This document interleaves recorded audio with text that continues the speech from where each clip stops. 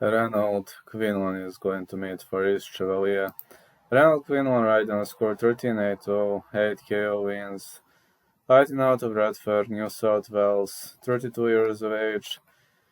He bounced back against David Rapac after so many defeats in a row. He was riding on 6 defeats in a row, but he fought for titles. I mean, he was losing to Damien Hooper, Joshua Buatsi, Cesar Mateo Tapia on 2 occasions, Mark Lucas, Tej Pratap Singh, but he knocked out Alexander Bajava, lost to Chris Eubank Jr., but he was losing to big names.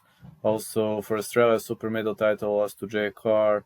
He was better than Ricardo Marcelo, Ramalho, Michael Van Nimwegen, Daniel Gill. He was the former vacant International Boxing Organization World Super Middle title owner, but that was back in his golden days in 2016. Yeah, that was back in his golden days. Faris Chevalier, up-and-coming prospect.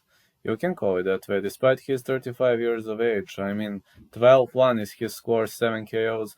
He didn't have many bouts under his belt, and he kicked off his boxing dream pretty much late in his career. It happened in 2012, his professional career, so you can still call him a prospect. I mean, he only lost once to Tyrone Jones in his debut, but he is the former Australia Queensland State Super Middle title owner, former vacant Australian Super Middle title owner, and he won World Boxing Association Oceania Light Heavyweight title owner against Blake Aparedo.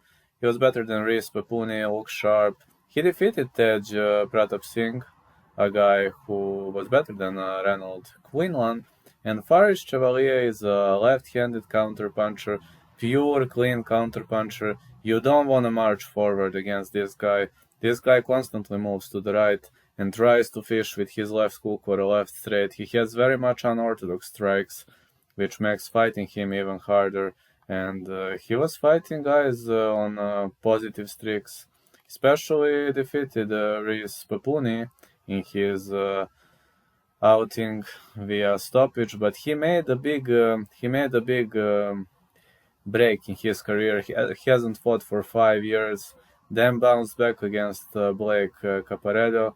So it's going to be questionable how is he gonna fight, because when you have a 5-year layoff, it might be good for you, it might be bad for you. Maybe it's gonna be good for Faris. I don't know. I'm going to gamble here because I have to gamble.